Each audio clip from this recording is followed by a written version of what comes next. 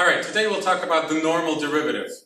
I'm almost recording this lecture as an afterthought. I was flipping through my textbook and I realized, whoa, I forgot to cover this, and it's an important topic. It's an important topic in and of itself. It obviously has important applications in integration because the divergence theorem has the normal derivative on the right-hand side. But the more immediate need, today's lecture will be great practice for the next lecture, in which we'll derive Gauss's theorem egregium. I'm really looking forward to that lecture and can't quite seem to get there for one reason or another. And that's because some of the ideas that will be used today are used for the derivation of Gauss's theorem egregium. Okay, so let's get to it. Let's recall the invariant definition of the normal derivative. It is denoted this way, although I never denote it this way. You'll find out in just a few minutes why. So given a surface in a three-dimensional space, in a three-dimensional Euclidean space, the Euclidean aspect of the ambient space will be important in one particular instance. Well, actually, you'll see it in 1 minute why it's important. So given a function u that's defined in the entire space, we want to measure its rate of change in this direction, in the direction normal to the surface S. So it has to do with how u changes in the ambient space, but it's only defined on the surface, and it's how u changes in this immediate vicinity of the surface, actually at the point on the surface, as you travel in the normal direction to the surface. So I think it's intuitively clear that this is an important concept physically and geometrically. So without giving it any further motivation, let's think about how would we formalize this a little bit. How would give it a little bit more precise definition. And the slightly more precise definition goes like this. At a given point, you draw a straight line through that point in the direction that's normal to the tangent space. Or, for short, the direction normal to the surface. And it's a straight line. And that's why it's important that the ambient space is Euclidean. If the ambient space isn't Euclidean, I'll let you think about how you would define the normal derivative. And I'll think about it as well, because I don't know. And I'm looking forward to thinking about it as soon as I am done taping. Okay, so along this line, let's call it L. Let's parametrize. And let's use parameter S. So very much needed here is the fact that the unit of length in the ambient space is defined. In fact, let's count it from here. Let's S be 0 here, positive in this direction, negative in this direction, although that, of course, is completely arbitrary. So u, which is a function of z, is along this surface, along this line, becomes a function of s. It becomes a function of s, u of s. Little s, this is big S, this is little s, two completely different things. Little s, let me make it littler, so there's no doubt. Okay, you should start thinking about how these two are related. Okay, but of course then the normal derivative, du dn, is defined as the ordinary derivative of this function with respect to s. And you have to agree that this derivative captures your intuitive understanding, this little s. I hope it's apparent.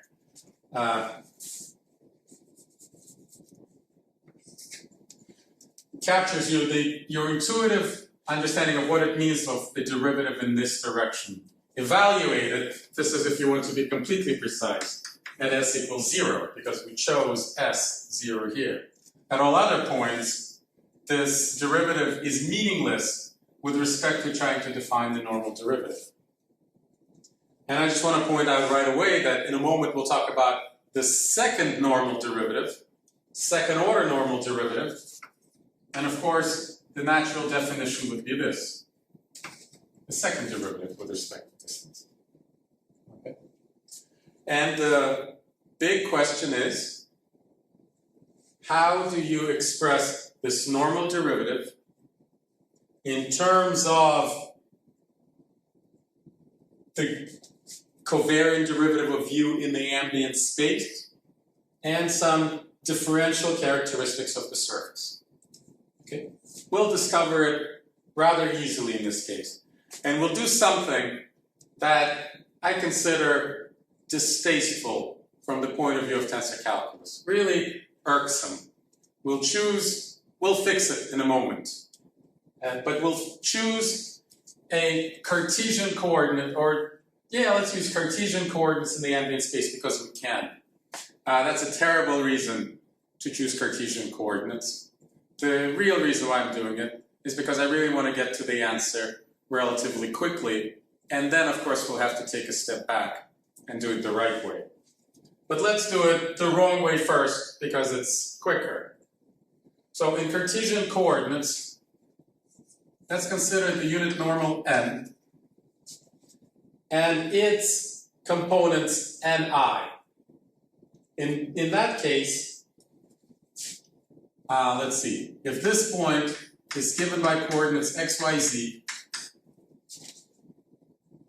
I think these are good letters to choose, then a parametrization of this straight line would be, let me see, what do I want to say?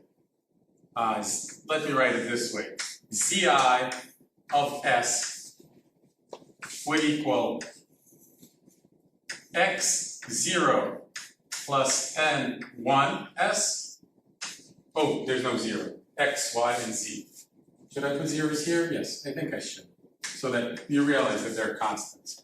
x0 plus n1s, y0 plus n2s, and z0 plus n3s. That's the parametrization. Okay, and we might write it in more compact form as z0, if that's okay, I, where z10 is x0, z20 is y0, z30 is z0. All right, plus n-I-s.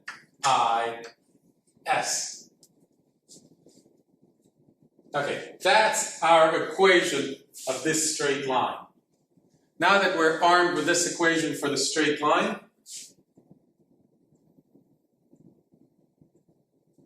let's evaluate this derivative. But first, we need to find the connection between this function, u as a function of arc length, and this function, u as a function of the ambient coordinates, because our ultimate goal is to express everything in terms of the covariant derivative of this function. And of course, that connection is u sub s is u sub z, where you plug in how z depends on s along the straight line.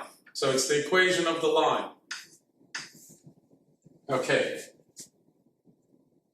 There you go. That's what I invited to think. That's what I invite you to think about before, and that's the answer. That's the relationship between u along this straight line and u as defined in the entire ambient space. So by now you've seen this numerous times, and I hope that you're beginning to get used to it. So now we can take derivatives of both sides. This is ordinary derivative, du ds.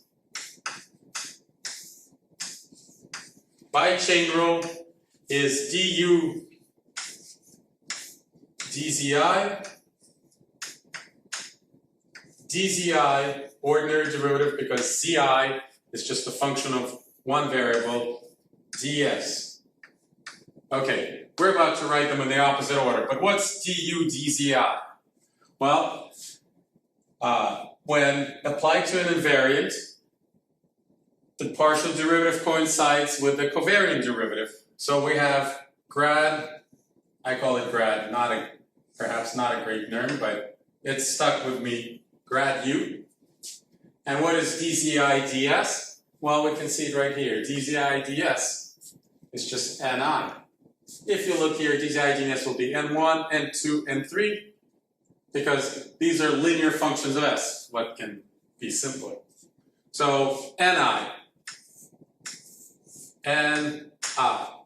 and there we have our final answer.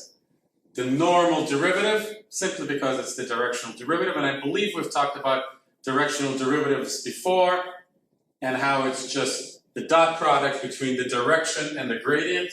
So we've basically rediscovered that fact, and we now have this.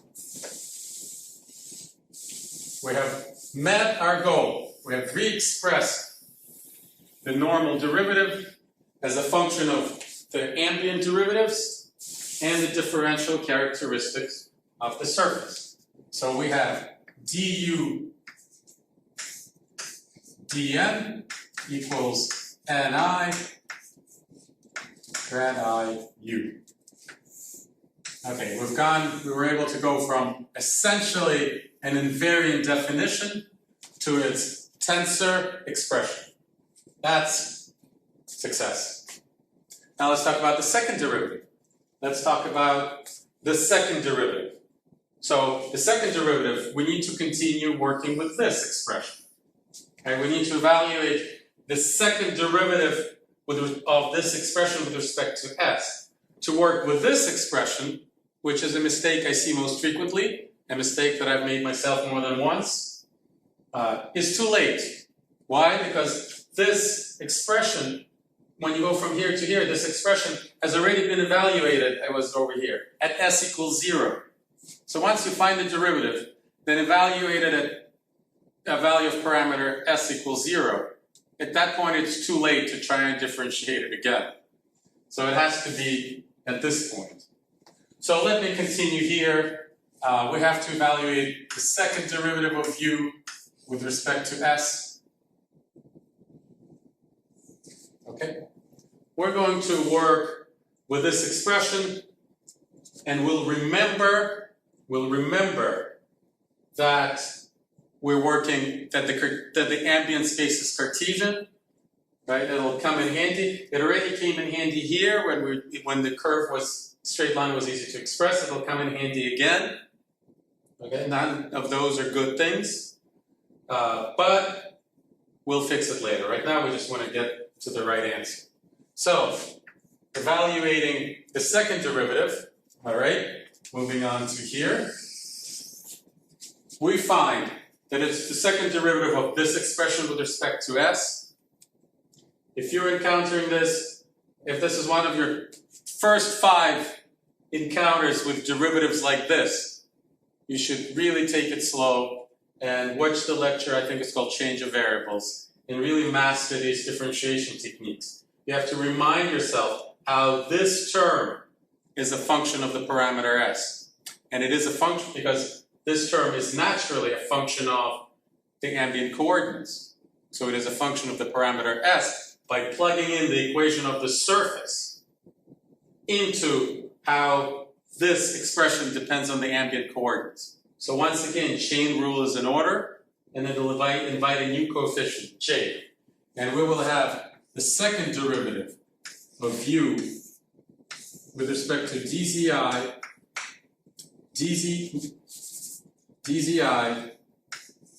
dzj, and then we have dzi ds from before. And now new element of the chain rule, dzj ds plus, now this remains what it is, and this becomes the second derivative, plus this remains as it is, let's not forget to leave it there, du d little u dzi, and then the second derivative of zi with respect to s. Okay, now let's talk about what these expressions are. Let's address this one first, because we have these functions almost explicitly. So let's look at what the second derivative is. The first derivative then is ni at all points along the surface, along the straight line. So even though ni is only defined at one of those points, but it's common ni for all the points on the straight line. So it's the ni, it's constant along the entire line. So the second derivative is 0, once again because it's a linear function. We're once again taking advantage of the affine property of the ambient coordinates, not even Cartesian, but affine. So this term is gone. And what we're finding here is this is of course ni, we discovered that before. This is nj, and because we're in affine coordinates, Cartesian, more generally affine, and the Christoffel symbols vanish, this can be rewritten as the second order covariant derivative of u multiplied by ni multiplied by nj. Okay. So let me summarize this finding over here. What's a good place to put it? Because I'm going to talk about non-affine coordinates. So I'll erase this, and that's where the boxed expression will go. Okay? And we find that the second normal derivative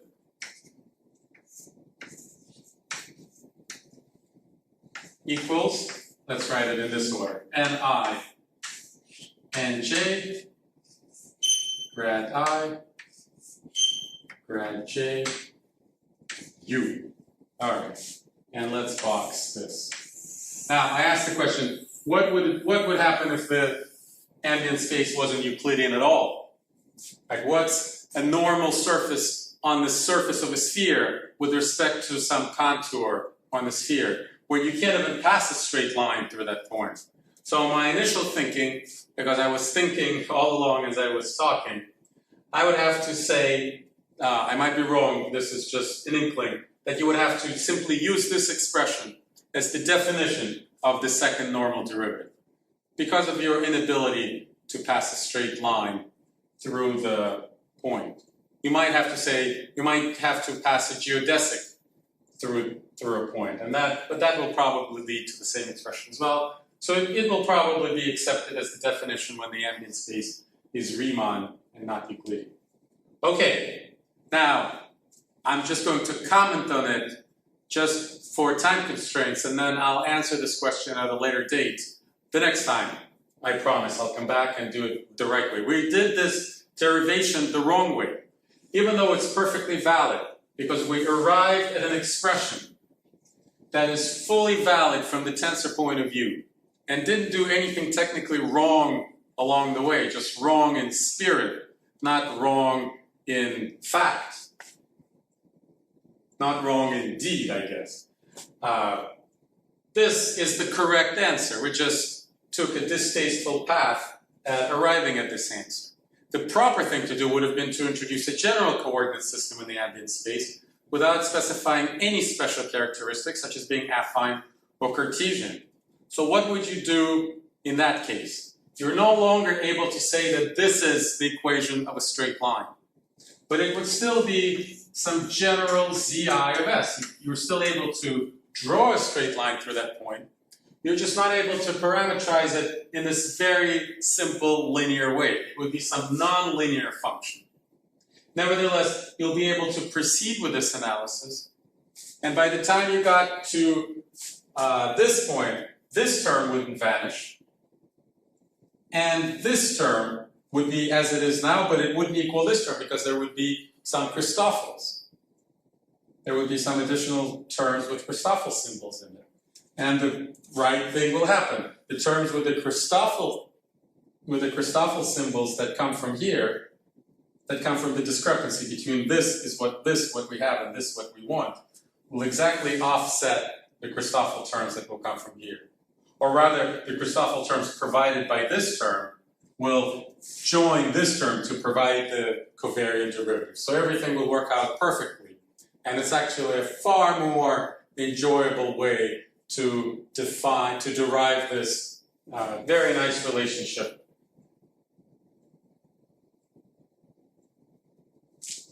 got lost in thought for a moment again. Yes, it's a much nicer way to define this relationship, which is obviously coordinate invariant, that being the whole point of tensor calculus. I wanted to say something else, but I'm forgetting what it is. Maybe it'll come to me after I pause the video and erase the board so we can talk about the connection between the ambient and the surface Laplacians. And then later we'll use the same logic, the same strategy to prove Gauss's theorem or gradient. Okay, wait for me for just a second.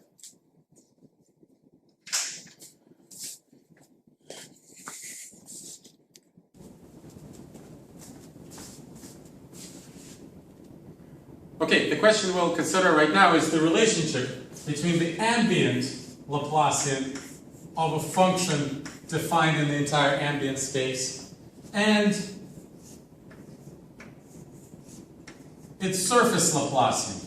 So for a function u defined in the entire ambient space, we can certainly evaluate the ambient Laplacian, and then we can consider its surface restriction, the surface restriction of the function u, and evaluate its surface Laplacian. And the question is, how are the two related? This is really, once you master the tensor technique, it's really a trivial exercise. And I'm about to do it on the board. I don't remember the answer, I don't remember how long it takes. I just remember that every step is perfectly natural and the next step invites itself. So let's go through this exercise, and it will use just about every aspect of tensor notation that we've learned so far, and actually every aspect of differential geometry we've learned so far.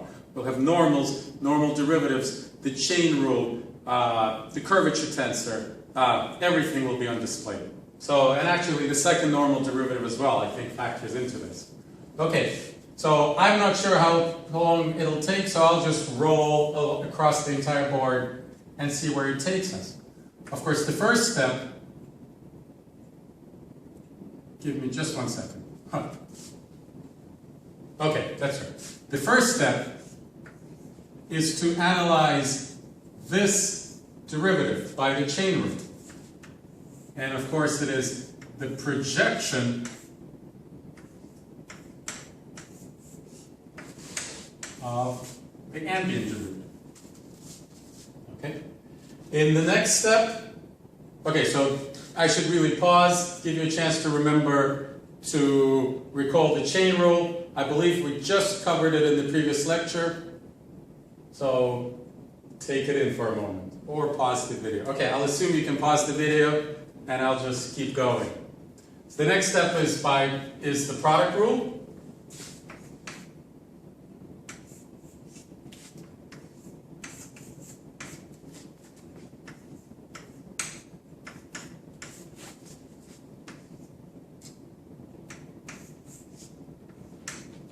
And I actually pause at every moment and make sure that the objects that I have remain meaningful. So this is the surface derivative of an ambient derivative, no problem with that. So it's the surface derivative of the restriction of the ambient derivative. Okay. For the next step, of course we must realize that this is missing something. Missing half the expression.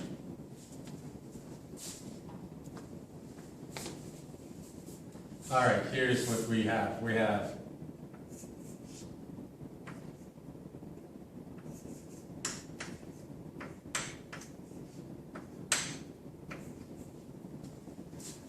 all right.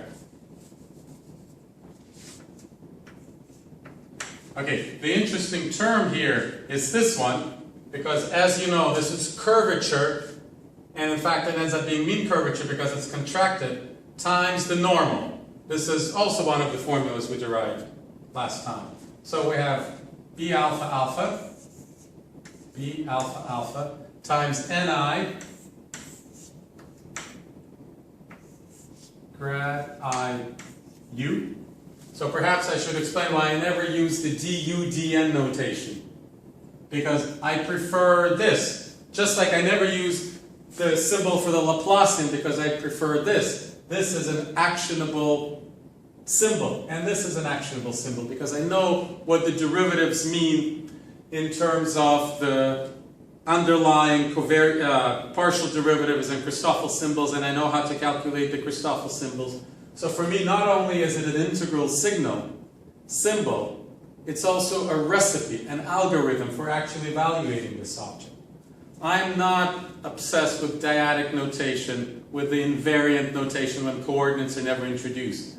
I'm a tensor calculus guy. I embrace coordinates, and that's why I prefer this notation over this symbol, which is beautiful in its invariance, but impractical in its inability to easily translate itself to a recipe for calculating it, or at least it's hidden in the symbol. Okay, and of course this term is analyzed once again. I'm missing something here as well. Man, I apologize. All right, so Zi alpha, and of course this will be Z alpha J, grad I, U. I'm telling you once again that the term grad has stuck with me, although it's probably not quite the right thing to say. Okay, so this term just gets carried over. Let me reference back. So B alpha alpha, B alpha alpha. And I actually prefer placing my indices this way, so I'll do one instance of index juggling. Whenever I have a repeated index, I like the first one to be lower and the second one to be upper. I guess it's just a quirk. And then, of course, now this is the interesting term. And you will recall from our discussion on shift tensors and projections that this equals delta ij minus and I and j multiplied. Now here I use the commutativity of the ambient covariant derivative, u. So you see every element that we've learned so far is going into this derivation. It's kind of amazing and wonderful how it is. Now this term is unchanged. When we multiply this out, think of what Bij will do. Oops. Making a mistake at every step. It's a little bit of, I have to confess that my family is waiting for me at a picnic, so I'm in a little bit of a rush. It's no excuse, but that's what it is. And so I've just taught you another valuable lesson, not to ever rush when you're performing tensor calculations. All right, but we're done. I'm just going to write the final answer and use the terms in the order that I prefer. So if you think about, this is just unbelievable. So one of the indices is placed incorrectly here, and it's this. I'm on the verge of re-recording the lecture were it not for the time constraint. So I is upper, so how are we doing it? I is lower, I is lower, J is upper, I is lower, J is upper, I is upper, J is lower. Don't be surprised when in a week this little segment is replaced. Okay, now let's think about this delta Kronecker operating on this term. It might as well come inside this covariant derivative and rename this index j into I. So then I'll switch the derivatives or juggle the indices. Either way, we end up with the ambient Laplacian of u. Then if we look at this term, it's the term that we have just encountered, the second derivative in the normal direction. And I might as well write it in the form ni nj, another instance of index juggling, grad I, grad j of u. And finally, this term is unchanged, plus b alpha alpha, my favorite object in all of differential geometry, ni grad I of u. And there you go. And this, all of this equals the surface Laplacian. And there you have it. We were able to relate the surface Laplacian to the ambient Laplacian. A nice way to write this system, to write this relationship is to write that the surface Laplacian minus the ambient Laplacian equals the sum of these two terms. So it's a rather trivial exercise. I shouldn't say trivial, I'll say entirely straightforward. Nothing more than an exercise, but extremely valuable in that we use the chain rule, the formula for the derivative of the fifth tensor, which produced the mean curvature. The chain rule again, the projection formula. The metronymic property of the covariant derivative was all over the place. And finally, the second normal derivative of the function showed up. And there you go. Just about every important element of differential geometry that we learned so far was represented in this calculation. So I've got to go now, lest I get in trouble. Thank you very much for your attention, and I'll see you next time. Thank you.